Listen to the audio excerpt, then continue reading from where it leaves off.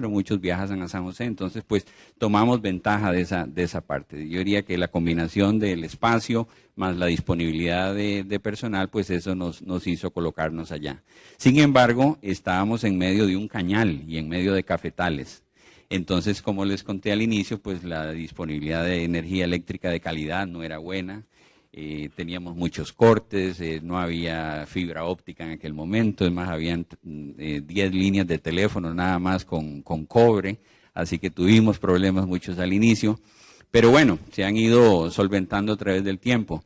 Pero en lo de mano de obra y responsabilidad social que ustedes hablan, tenemos muchos de nuestras personas, que hoy en día somos 1.400 ya, subimos de 28 a 1.400, el 95 a 96% todos son del área de Grecia y alrededores. Ahí estamos en el distrito de Puente Piedra, así que es gente relativamente sencilla. Tenemos muchos que eran peones que cortaban caña o recolectaban café, y hoy en día a través de diversos programas fuertes que tenemos nosotros de capacitación, pues hoy en día tenemos a varios operarios que hoy manejan máquinas de cientos de miles de dólares que antes recolectaban café. Así que pues ha sido un proceso importante y una proyección hacia la comunidad grande. En Grecia, no sé si algunos recordarán, tal vez que tengan conocimiento, pero hace unos 10 años, 8 años se fue una industria grande de Grecia en el área de maquila. Y en Grecia sabemos lo que es el fantasma de que una empresa grande se vaya de una comunidad. Por otras razones, diferentes a las que estamos analizando hoy, pero se fue del país y dejó a casi 900 personas en aquel momento sin trabajo. El impacto en la comunidad de Grecia fue grandísimo, grande. Así que es real, las empresas pueden irse. Y yo sé que, como dicen mis colegas acá, nuestras empresas son muy flexibles, tenemos instalaciones en diferentes partes del mundo, en el caso nuestro en México, Rumanía, China, Singapur, y constantemente estamos compitiendo internamente. Así que es muy fácil, relativamente fácil para nuestras industrias movilizar proyectos de un lado a otro. Así que eso es un riesgo muy importante que tenemos. Bueno, en el caso nuestro, tal vez podríamos hablar un poco. Nosotros estamos entrando en el 11º año, celebramos nuestro 10º aniversario a principios de año, y antes de decidir por venir a Costa Rica, pues se analizaron varios países, entre los cuales se consideró a la India muy atractivo desde el punto de vista de costos, y también había pues personal muy calificado. Para beneficio de nosotros aquí en Costa Rica, se hicieron unas pruebas con gente de allá y productos de alguna manera básicos de lo que nosotros hacíamos. Las pruebas no fueron lo satisfactorias que se esperaba. Caso contrario, aquí en Costa Rica tomamos la decisión de hacer un ejercicio similar. Se subcontrató una compañía del sector que también estaba en Zona Franca en ese momento, y los resultados fueron muy positivos.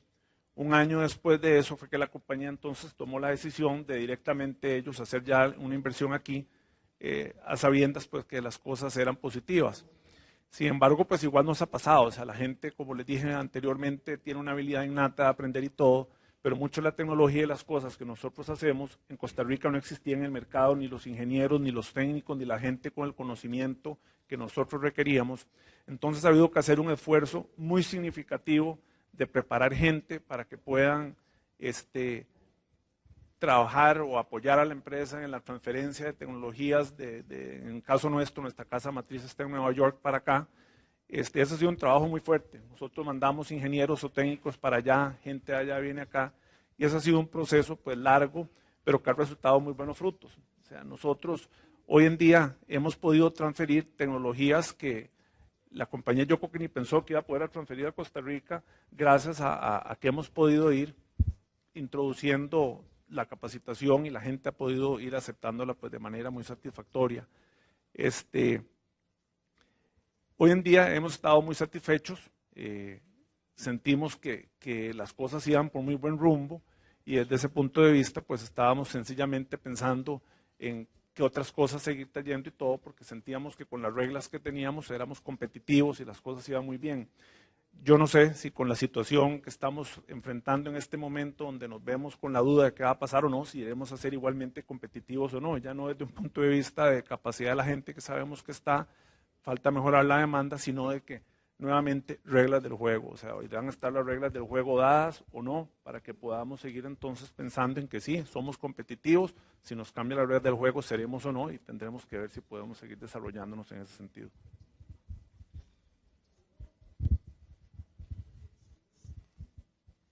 So besides what's already been mentioned here, was there a request for us to expand on the CSR aspects of our individual businesses?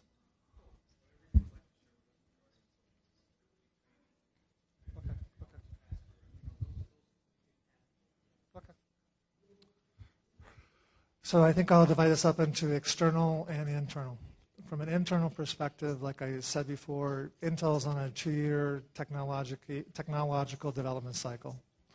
In order to be prepared for that new technology, we have to send a significant number of employees to both the U.S. and to places in Malaysia and China to receive training. Most of these assignments are anywhere from 6 months to a year. And upon their return, these are the people that we count on to train the rest of the organization in order to ramp the new technology and obviously deliver new innovative products to the world. Second is we spend a significant amount of time in just internal training of our employees in general. We are a very fast-paced, technologically driven business. We can't stay stagnant. The skills needed for tomorrow are not necessarily ingrained in the individuals today, and we always have to sit there and be on the front edge and making sure that our people are trained in the most advanced and most knowledgeable areas. External, Intel Costa Rica invested over 32,000 volunteer hours across the country. And how we do this is we actually allow people during work time to sit there and go and engage in a volunteer effort, whether it be environmental, whether it be education, whether it be in their local school, hospital, whatever.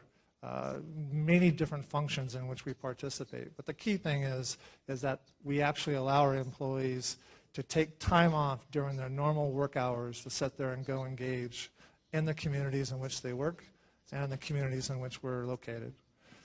We had a 62% participation rate of our employees in these types of volunteer activities last year. So we have a very dedicated workforce who's very concerned about their country, they're very concerned about their community, and they want to participate and they want to engage. And this program actually allows them to do it. I think we've also, like I said before, been very engaged in education. We work very closely with the kindergarten through 12th grade teachers. Again, we've trained over 50% of all of Costa Rica teachers in the use of digital technology in the classroom. We've donated a number of, I think, 900 classmate PCs to individual schools. And this really provides a very interactive environment between the teacher and the student and using computers in the classroom. Last year, we partnered with La Nación, and we bought all the children in Belen 1 year's worth of school books because we were told that, you know, a lot of parents wanted their children to go to school, but the parents couldn't actually afford the school books. So we partnered with La Nación, and we actually purchased full year's worth of school books for all children in Belen. I think in addition to that, we're very engaged in new technologies, green initiatives. We truly try to sit there and work with the government and the municipalities with regards to transferring our knowledge and our capabilities to ensure that we're partnering with the government and the municipalities to achieve their goals and their dreams. I know Costa Rica has a 2021 carbon neutral free plan and desire. We want and have been and have a desire to work with the government in the future to sit there and make this a reality. We as Intel have sat there and started doing our part. We started doing the initial study of how we can become a carbon neutral free company. We also built a gymnasium on our site for our employees, and that's going to be LEED certified silver. So we work very closely in knowledge transfer. We work very closely with education. We have several research and development projects that we've funded with the universities. And we try to be as engaged with the government, with the communities, and with the country as much as possible, because we do want to be truly good corporate citizens. We at Aegis also want to be involved in Costa Rica and the community, and we have an initiative called Happy World that's actually global, but it's very active here in Costa Rica. We've worked with the communities, abused spouses, we've worked with children with cancer and other activities, as well as planting trees and renewing the greenery of Costa Rica. But we would really like to focus on getting out of the greater metropolitan area and helping the communities outside San Jose and Heredia and Alajuela. We've done research in the Guanacaste area and found that there's a huge labor pool there looking for employment.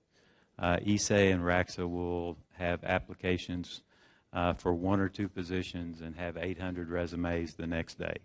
So there's a huge workforce there that is willing and ready to go to work. And from our investigation, a very qualified workforce. So we're really looking for assistance and help from the municipalities to work in those areas, to work with ISE and RAXA on the interconnectivity, on the water issues from the remote areas, to make sure that we have everything that we need to put a successful operation in those areas. So we're really looking to help the communities. Costa Rica is a very family-oriented country. We've heard from several municipalities, and we've seen tears from mayors and presidents of local municipalities saying that their children graduate high school and move to San Jose to get a job because there's no jobs here. So I think we as the industry and the companies in Costa Rica can help the areas, not just the greater metropolitan area, but all of Costa Rica. And that's really what we're focused on. Hopefully we can get the uncertainty resolved so we can continue to look at those investments, and hopefully in the near future we'll be looking at investing large amounts of capital in those areas.